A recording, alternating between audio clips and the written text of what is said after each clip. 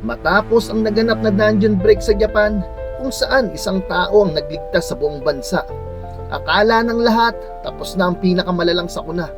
Pero habang tahimik ang mundo, may mga nilalang na nagsimula ng kumilos, ang mga monarchs. At ngayon, humarap sila sa isang national level hunter na si Christopher Reid. Isang nilalang na ikinuturing na sandigan ng buong bansa. Isang kapangyarihang kayang sumabay sa mga sakuna ng mundo. Ngunit sa harap ng mga monarchs, sapat na ba ang lakas ng isang national level hunter? O kahit siya ay hindi pa rin uubra? At sinabi nga dito ni Christopher Reid na, may isasama akong kahit isa sa inyo pababa. At doon nga ay inilabas niya ang kanyang kapangyarihan. At sa paglabas nito, nag-transform siya na parang isang halimaw. At sinabi ng monarchs na, spiritual body manifestation? At sa isang simpleng tao, agad na sumigaw si Christopher Reid at sumugod, mamamatay kayo mga hangal! At inatake niya ang isang monarchs na nasa harapan niya. Pagkatapos, sumabog ang kanyang kapangyarihan sa loob ng bahay ni Christopher Reid. Lumipat ang eksena, ipinakita ang system. Ang status Jinwoo, level 122 na siya, class Shadow Monarchs, title Demon Hunter, at ang kanyang mga skills. Makikita si Jinwoo na nakasakay sa kotse.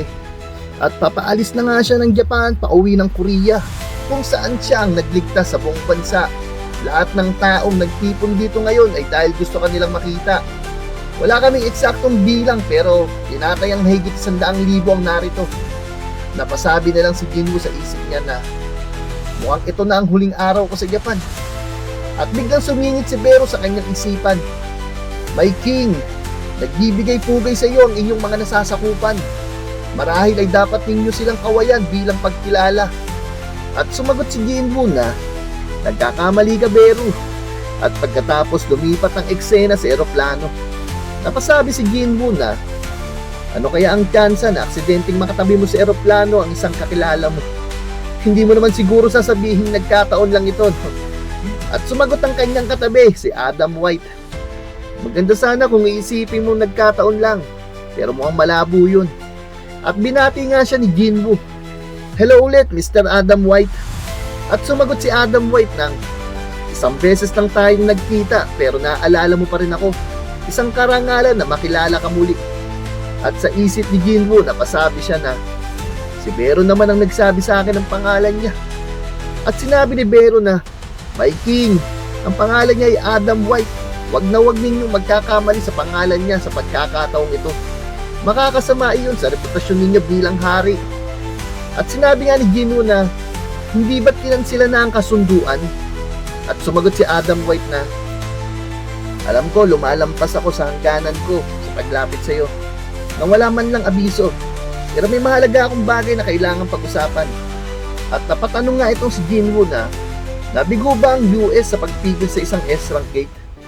At sumagot si Adam White ng, hindi, naayos iyon ng walang problema. At pagkatapos ay sinabi nga nito na, pakicheck mo ito. At may pinanood niya ito kay Jinwoo. Hindi natin ito mapapatay. Hindi to ordinaryong apoy. Hoy, lumayo kayo. Masusunog kayo kahit sa munting baga lang. Nasaan na ba yung backup? Kailan darating yung mga backup? Pagkatapos, nagtanong si Jinwoo na, ano ang video na to? At sumagot si Adam White na, panoorin mo hanggang dulo. At doon nga, sinabi na, ang lalaking nagsimula ng apoy ay si Christopher Reid, isa sa mga National Authority Hunter. 1,800 na bombero at 40 na top level mage type hunter ang pinadala para lang patayin yung apoy. At napasabi nga si Jinwoo na, kung ganito kalakas ang apoy, sigurado may laban na naganap. Ibig sabihin si Christopher ay, at ipinakita nga sa video, patay na si Christopher Reid. Napasabi si Adam White na, hindi rin kami makapaniwala pero patay na siya nang matagpuan namin.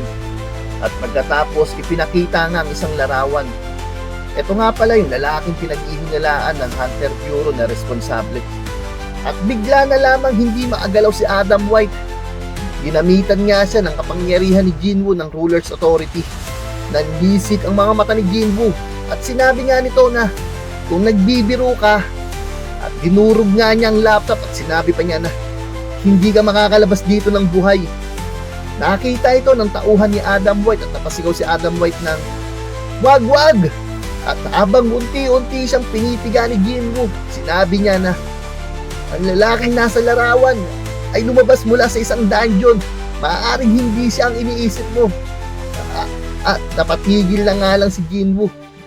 Dungeon? At sumagot si Adam White ng ang enerhiyang mahika na inilalabas niya ay kapareho ng isang halimaw. At inatake rin niya ang aming mga S-rank hunters ng walang babala. Naalala mo ba ang pagsabog sa headquarters ng Hunter Bureau ilang buwan na ang nakalipas? Yun yung naging balita sa buong mundo. At sinabi ni Jinwoo na sinasabi mong ang ama ko ang may kagagawan noon. At binitawan ni Jinwoo si Adam White. Sinabi ni Adam White na matapos niyang talunin ng aming mga hunter, wala siya. Hinanap siya ng Hunter Bureau ng palihim. Pero wala kaming nakita kahit anong bakas. Parang naglaho siya sa hangin. Naiintindihan ko ang nararamdaman mo. Pero base sa kanyang profile, siya ang pinakamalapit na pinaghihinalaan naming may kagagawan nito. At napatanong si Jinwoo na, at bakit mo ito pinapakita sa akin? At sumagot si Adam White na, ang International Guild Conference, sa conference ngayong taon, kung saan magtitipon ang mga kinatawan ng pinakamalalaking guild sa buong mundo. Maglalabas ang American Hunter Bureau ng red notice para sa lalaking ito. Ibig sabihin, hindi na ito itatago bilang lihim. At sinabi pa nga ni Adam White na nawala ng pamahalaan ng Amerika ng isang napakalagang asset, isang national authority rank hunter. At dahil sa insidenteng ito, handa silang gamitin ang lahat ng kanilang kakayahan para mahuli ang may kagagawan. Kami sa Hunter Bureau ay nais namin mapanatili ang magandang ugnayan sa inyo, Hunter Song Jinwoo. Kaya ako mismo ang pumunta rito para ipaalam ito sa iyo bago pa ito sa publiko. Dahil kahit kayo ay mabibigla kung makita ninyo ang larawan ng inyong ama na nasa isang event na inibitahan kayo. At sa isip ni Jinwoo, napasabi siya, ang ama ko nawala ng 10 taon nang nakalipas.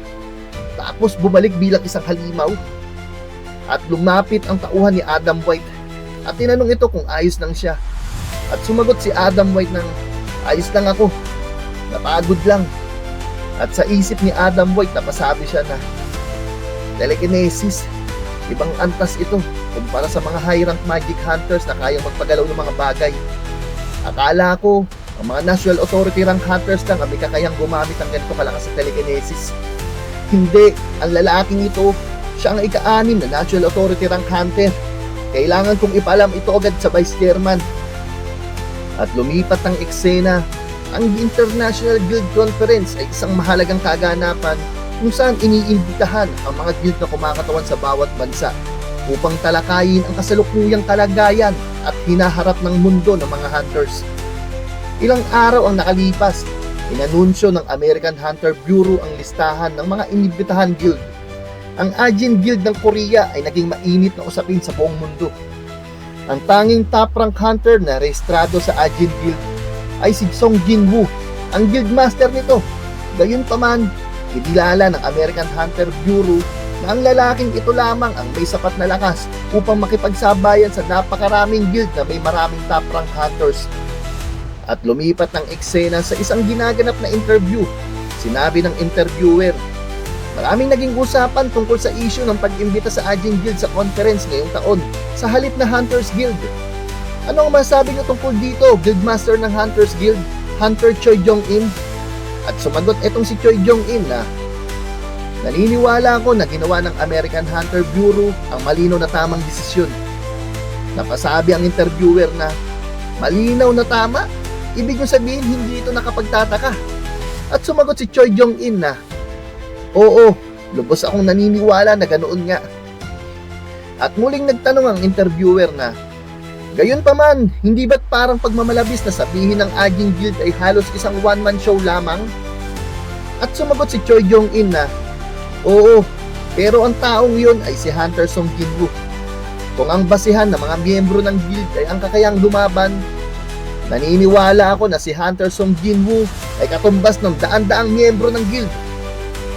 Bilang isang taong nakakita sa kanyang ginawa sa Jeju Island Gate incident at sa mga kamakailang lang pangyayari, masabi kong ang Ajin Guild ay hindi magpapahuli sa alinmang guild mula sa kahit anong bansa. At muling nagtanong ang interviewer, gayunpaman, para sa Hunters Guild na taunang kumakatawan sa Korea sa International Guild Conference, hindi ko maisip na ikinatutuwa nyo pang balitang ito.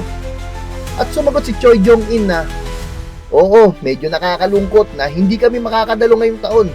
Nagpa-renew pa nga ako ng aking passport. Ngunit higit sa lahat, ipinagmamalaki ko ito. Mayroon na tayong isang hunter na maaasahan kung sakaling may lumitaw na halimaw na hindi natin kayang harapin. Sa totoo lang, ako at ang aking miyembro ay nakabalik lamang ng buhay dahil kay Hunter Song Jin-woo. At taus-puso kong ipinagmamalaki na si Hunter Song Jin-woo ang napiling kinatawan ng Korea. Pagkatapos ng interview ay bumaba na siya sa stage. Lumapit sa kanyang isang staff at nagsabi na, "Sir, nakuha na namin ang permit para sa gate na lumitaw kaninang umaga sa Sosiodong. Isang rank A ito. Pero hindi ganun kataas ang aktual na sukat." At sumagot si Choi Jong-in na, "Magandang balita yan. Nga pala, hindi naman ba nag-apply ang Ajin Guild para sa permit?" At sumagot ang assistant na, "Opo sir, wala pa rin po kaming naririnig mula sa kanila kamakailan." At napasabi si Choi Jong-in na, 4 na araw na mula nang bumalik si Hunter Song Jin-woo mula Japan. Ang tinatawag na Diyos sa Dungeon ng Distraction ay hindi pa rin nagpapakita sa kahit anong gate. Habang ang lahat ng malalaking guild sa Seoul ay nagdiriwang. Hindi ako katulad ni Baek Yoon-ho ng White Tiger Guild o ni Lim Tae-gyu ng Tien Guild. Para kang isang simpleng unggoy kung matutuwa ka sa isang mansanas na nahulog mula sa puno. At sinabi ng assistant na, gayunpaman, tumaas ang ating kita ng 40% dahil sa kakulangan ng kompetisyon mula sa Ajin Guild. At sumagot itong si Choi Jong-in na, isa din simpleng unggoy. At nagtaka ang assistant, ano po yun? At sumagot si Choi Jong-in na, wala yun, meron bang association tungkol dito? Sa isip ni Choi Jong-in, napasabi siya na, bago ang kanyang rank reassignment test, nakakapag-clear na siya ng maraming gate sa loob ng isang araw. At nang maging S-rank siya, nagsimula pa siya mag-clear ng mga gate sa teritoryo ng ibang guild. Para sa isang taong kamakailan lang ay nag-clear ng isang S-rank dungeon break sa Japan, masyado siyang tahimik. At lumipat ang eksena sa opisina ni Chairman Go Gan-hee. Sinabi dito na may request para sa data ni Hunter Song Jin-woo mula sa China. At sumagot si Chairman Go Gan-hee na personal information niya? At sumagot si Chief Woo Jin-chul na hindi po sir. At sinabi ni Chairman Go Gan-hee, kung ganun, ano yun? At sinabi ni Chief Woo Jin-chul na humihingi sila ng kanyang raid records at anumang kaugnay sa opisyal na ulat. At sumagot si Chairman Go Gan-hee na, siyempre, kahit ang China ay hindi aasa makakuha ng personal na informasyon sa isang top rank hunter. Pero bakit bigla sila nagka-interest kay Hunter Song Jin-woo? Alam naman nilang hindi siya tumatanggap ng anumang negosasyon mula sa kahit anong bansa. At sumagot si Chief Woo Jin-chul na, hindi po galing sa gobyerno ng China ang request sir. Mula po ito sa isang individual. At napasabi si Chairman Go Gan-hee na, isang individual? At sinabi ni Chief Woo Jin-chul na, mukhang ang 7-star rank hunter ng China na si Liu Zhigang ay nagkaroon ng interest kay Hunter Song Jin-woo. At napaisip si Chairman Go Gan-hee. At sinabi ni Chief Woo Jin-chul na hindi sinunod ng China ang international standard sa pagrank ng mga hunter at gumamit sila ng sarili nilang sistema. Ang pinakamataas ay 5-star rank. Ngunit may isang taong binigyan ng 7-star rank, si Liu Zhigang.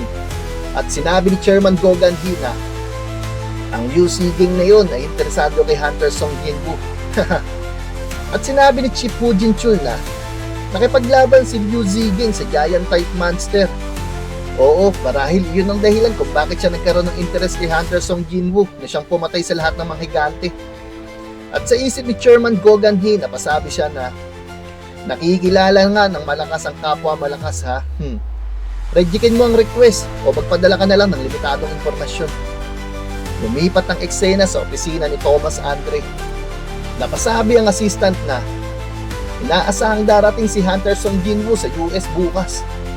At sinabi ni Thomas Andre na, bukas na pala ha. At biglang may pumasok sa pinto. Tinawag niyo po ako, sir. At napalingon niya itong si Thomas Andre. Tamang-tamang dating mo. May kailangan akong sabihin. Diretso na ako. Huwag kang manggugulo kay Hunter Song Jin-woo. At ang kausap niya ay si Wang Dong-su. Sinabi ni Thomas Andre na, alam ko ang nangyari sa pagitan ng kapatid mo at ni Hunter Song Jin-woo. Sigurado akong may mga hinala ka at gusto mong malaman kung ano talaga ang nangyari. Makikita nga na galit itong si Wang Dong-su at napasabi ito na, pero, at biglang nagsalita itong si Thomas Andre. Wala akong naaalalang binigyan kita ng pahintulot na magsalita. Tinuro niya ang mukha ni Wang Dong-su at ito ay natakot at pinagpawisan ng husto. At napasabi ang assistant ni Thomas Andre na, manahimik ka na lang. At sa isip niya ng assistant nito na, hindi maraming tao ang kayang magbigay ng ganito klaseng babala sa isang top rank hunter. Gaya ng inaasahan kay Thomas. Pero ang lalaking si Wang Dong-su na to, may matinding obsession sa kanyang mga target. Hinawakan ni Thomas Andre ang balikat ni Wang Dong-su at sinabi nito na wag mong hahawakan si Hunter Song Jin-woo. Pumunta ka at magpahinga na lang sa isa sa mga pila ng guild natin habang ginaganap ang conference. At sinabi pa nga ni Thomas Andre na, kung ganon, tinatanggap mo ba ang pakiusap ko? Hindi sumagot si Wang Dong-su at muling inulit ni Thomas Andre ang tanong, tinatanggap mo ba ang pakiusap ko, Mr. Wang? At sumagot na lang si Wang Dong-su na, sige. At sinabi ni Thomas Andre na, magaling, maaari ka nang umalis. At nagtanong ang assistant ni Thomas Andre na, ayos na ba ang lahat ng yun? At sumagot si Thomas Andre na, walang paraan na matitigil siya dahil lang doon. Laura, bantayan ninyo ng mabuti si Mr. Wang hanggang sa umalis si Song Jin-woo sa US. At sumagot ang assistant na, tatanggapin kaya niya yun. At sinabi ni Thomas Andre na, mas mabuti nang medyo mainis kaysa mamatay. At makikita nga ang mukha ni Wang Dong-su na nag-aalab sa galit, nanlalaki ang mga mata at litaw na litaw ang mga ugat sa sobrang puot. At dumating ang araw ng guild conference. Dumating si Leonard Nierman, ginatawan ng Germany mula sa Richter Guild. Napasabi si Leonard na, bakit napakaraming reporters? Sumagot ang kasama niya na, yung Korean hunter na pinag-uusapan ng lahat ay darating ngayon. Napasabi si Leonard na, darating siya. At biglang sinabi ng kasama niya na, speaking of the devil, ayun na siya. At sinabi ni Leonard na, lalapitan ba natin siya para bumati? Wala namang masama sa pakikipagkilala sa isang malakas na hunter. Ngunit habang papalapit pa lamang siya, nakaramdam na siya ng kakaibang presensya. Napahinto siya sa paglalakad at nagtanong ang kanyang kasama na, hindi ka ba lalapit para kusapin siya? At sumagot si Leonard, ikaw, hindi mo ba nakikita yun? At napatanong ang kasama niya na, ano? At sa isip ni Leonard, napasabi siya na, hindi niya ipinapatawag ang kanyang mga samon mula sa ibang dimension. Nasa paligid niya ang mga ito sa lahat ng oras. At sa dami ng mga yun, kaya pa niyang makipagdigma sa USA. At biglang nagsalita si Jin-ho, may nakikita ka bang kakilala, kuya? At sumagot si Jin-woo na, wala, pero may isang dayuhan na nakatitig sa akin. At sumagot si Jin-ho na, lahat ng balita ay tungkol sa iyo, kaya natural lang na marami kang fans. Baka gusto lang nilang magpa-autograph, kuya. Pero anyway, bakit ka nandito, Chip Woo-jin-chul? At sandaling hindi nakapagsalita si Chip Woo-jin-chul. At napasabi na nga lang ito na, narito ako bilang bodyguard ni Hunter Song Jin-woo. At napabulong si Jin-ho sa kanya, ano yun? Bodyguard para kanino? At nagsalita si Jin-woo na, sa tingin ko, sila ang escort natin. At lumapit na nga si Adam White. Naghihintay kami sa pagdating mo, Hunter Song Jin-woo. At sumagot si Jin-woo na, hindi ba sa Asian branch ka ng bureau nagtatrabaho, Mr. White? At sumagot si Adam White na, oo dati, pero ngayon ako na ang namamahala sa mga usaping may kinalaman sa iyo, Hunter Song Jin-woo. Tara na, at ipapahatid namin ang mga kasama mo sa hotel. At sinabi ni Jin-woo na, Jin-ho, mauna ka na kasama si Chip Woo-jin-chul. At sumagot si Jin-ho na, oo kuya. Sinabi ni Adam White na, maaari ka bang sumama sa amin, Hunter Song Jin-woo? At sa isip ni Jin-woo napasabi siya na, tungkol ba ito sa ama ko? At sinabi ni Adam White na, may bagay kaming pag-uusapan at tiyak na makakabuti sa iyo, Hunter Song Jin-woo. Naipaliwanag ko na sa iyo kung ano ang tingin ng US Hunter Bureau sa iyo, hindi ba? At sumagot si Jinwoo na, sikreto bang pag-uusapan? At sumagot si Adam White na, oo, ang ilan sa mga yun ay kabilang sa top secret. At nagtanong si Jinwoo, saan tayo pupunta? Sumagot si Adam White na, papunta tayo sa headquarters ng Hunter Bureau. Napasabi si Jinwoo na, Hunter Bureau ha? At sinabi ni Adam White na, sa totoo lang, nasa matinding pressure kami ngayon. Si Hunter Christopher Reed, isa sa mga haligi at lakas ng Estados Unidos. At ngayong patay na siya, desperado kaming punan ang iniwan niyang puwang. Nananatiling tahimik ang lahat dahil hindi pa sinasa publiko ang kanyang kamatayan. Pero sa lalong madaling panahon, gagawin namin ang lahat para makahanap ng hunter na maaaring pumalik sa kanya. At isa ka sa mga kandidato namin. Napatigil si Jinwoo. At tumango naman itong si Adam White at sinabi niya na, gaya ng alam mo, ang halaga ng isang runestone ay nakadepende sa lakas ng halimaw na pinanggalingan nito. Ipinakita niyang isang video, ang pinakamalalang trahedya sa kasaysayan ng isang katauhan. Ang raid na gustong kalimutan ng lahat, ang dragon na si Kamish. Naghahanap kami ng bagong magmay-ari ng runestone na nakuha namin mula sa dragon na iyon. Anong masabi mo sa aming alok? Nanlaki ang mga mata ni Jinwoo at napasabi siya na, yung mga larawan, maaari mo bang ibalik? Gusto kong makita yung larawan bago yan. At sinabi ni Adam White na, ang ibig mong sabihin yung larawan ng bangkay ng Kamish? At napasabi si Jinwoo na, iniimbak ba ng US ang bangkay ng Kamish? At sumagot si Adam White na, oo. At sinabi ni Jinwoo na, nasaan ito? Dun muna tayo. At nagtaka si Adam White at napasabi na lang ito na, ano? At sumagot si Jinwoo na, naglaan ako ng oras para sa Hunter Bureau. Siguro naman may karapatan akong humiling ng ganito, no? At sinabi ni Adam White na, ang alam ko lang ay kung anong pinayagan na nakatataas na ibahagi sa akin. Kahit ako ay hindi ko alam kung saan tinatago ang bangkay ng Kamish. Pero kung ikaw ang humiling, sigurado akong papayag sila. Maaari bang maghintay ka habang ipapaalam ko ito? At sumagot si Jinwoo na, pareho lang naman tayo maghihintay kaya mas mabuti nang doon na tayo maghintay. At nagulat nga itong si Adam White sa sinagot ni Jinwoo. Halatang interesado itong makita agad ang bangkay ng Dragon Kamish. At lumipat nga ang eksena sa opisina ni David Brennan. Sinabi ni David Brennan na, ibig mong sabihin narito ngayon si Hunter Song Jinwoo? At ang runestone, may sinabi ba siya tungkol dito? At sumagot si Adam White na, wala po sir, buong araw wala siyang binanggit tungkol sa runestone. At nasa opisina nga rin ang Deputy Director. Napasabi si David Brennan na, grabe, kung ganun, ang gusto lang talaga niya ay makita ang bangkay. At kailangan ko muna itong pag-usapan sa Deputy Director. Maaari ka ba maghintay sa labas? At sumagot si Adam White na, sige po sir. Nag-uusap si David Brennan at ang Deputy Director. Sinabi ni David Brennan na, may idea ka ba kung bakit gusto na makita ang bangkay ng Kamish? At sumagot ang Deputy Director na, hindi ko masabi. Pero isang bagay ang sigurado ako, hindi siya basta turista. Ang halaga ng isang skill ay hindi masukat. Ang mga top hunters ay handang gumastos sa malaking halaga para makakuha ng runestone. Ang skill ang kapangyarihan ng isang hunter. At ang kapangyarihan ang katumbas ng kanilang kaligtasan. At kung pinili niyang makita ang isang bangkay, maaaring may mas mahalaga siyang makukuha kaysa sa isang skill. At napasabi si David Brennan na, hindi ba't limitado ang kanyang kakayahan sa mga halimaw na siya mismo ang nakapatay? At sa isip ng Deputy Director, napasabi siya na, sandali, paano kung kaya niyang gawin sa amon ng mga bangkay ng halimaw na matagal nang patay kahit hindi siya ang nakapatay? At biglang sinabi ng Deputy Director na, Diyos ko, balak niyang gawin isa sa kanyang samon ng Kamish. At napasabi si David Brennan na, ano? Kung totoo yun, hindi ito maaaring mangyari. Hindi dapat tayong tulutan ang isang tao na magkaroon ng ganito kalaking kapangyarihan.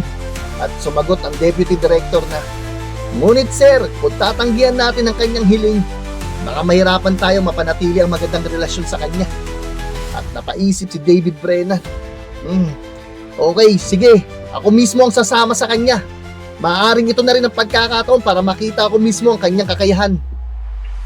At lumipat nga ang eksena. Bumaba sila sa kinaroroonan ng bangkay ng dragon na si Kamish. Sinabi ni David Brennan na, mas gugustuhin ko sana makipag-usap sa mas magaan na sitwasyon. Pero mukhang ito ang nais mo. At napasabi si Jinwoo na hindi ako makapaniwalang itinayo nilang headquarters ng Hunter Bureau sa mismong lugar kung saan napatay si Kamish. At sa isip ni Jinwoo habang nasa labas pa sila ng pinto, napasabi siya na may enerhiyang mahika sa hangin. Kung may natitira pang bakas na kapangyarihan nito, kahit 8 taon na itong lumipas. Gaano kaya ito kalakas kapag ginawa ko itong isang sundalo? At pumasok na nga sila sa loob kung saan naroroon ang bangkay ni Kamish. Sinabi ni David Brennan na nakapatay ito ng daan-daang elite hunters at tanging ang 5 natitirang National Authority hunters lamang ang nakatalo rito. At perpektong napreserba ang katawan nito mula nang ito'y namatay. Ang lahat ng kuryenteng ginagamit sa gusaling ito ay nagmumula sa magic crystal ni Kamish. Nasisiyang ka na ba, Hunter Song Jinwoo? At biglang sinabi ni Jinwoo na lahat kayo matras. Napasabi si Adam White na sigurado po ba kayo dito, sir? At sumagot si David Brennan na ayos lang, pinayagan ko na ito. Tingnan natin kung ano ang mangyayari. At unti-unting binigkas si Jinwoo ang salitang arise. Kumawala ang matinding kapangyarihan. Ngunit lumabas ang mensahe ng system na Shadow Extraction Field. 2 pagkakataon pang natitira. At muling sinubukan nga ni Jinwoo arise. At sa pagkakataong ito, tuluyan ng sumabog ang kapangyarihan. At muling nabuhay bilang isang shadow ang dragon na si Kamish. Habang unti-unting lumalakas si Jinwoo, may isang taong patuloy na nagngangalit sa galit, si Wang Dongsu, na hindi titigil hanggat hindi niya nakakamit ang kanyang paghiganti. At ngayon, habang nasa Amerika si Jinwoo, mas lalo siyang napapalapit sa panganib. At sa pagkakataong hinihintay ni Wang Dongsu para may sakatuparan ang kanyang plano. At sa parehong oras, ang dragon na minsang nagdala ng pinakamalalang trahedya sa kasaysayan ay muling bumangon bilang anino ni Song Jinwoo. Ngunit ang tanong, ano ang mangyayari kapag nagtagpo ang matinding galit at ang kapangyarihang halos walang hanggan? Abangan sa susunod na episode ng Solo Leveling Season 3 Manhwa Review dito lang sa Anime Kwento Hub, kung saan ang paborito mong anime ay kinukwento na malinaw sa Tagalog.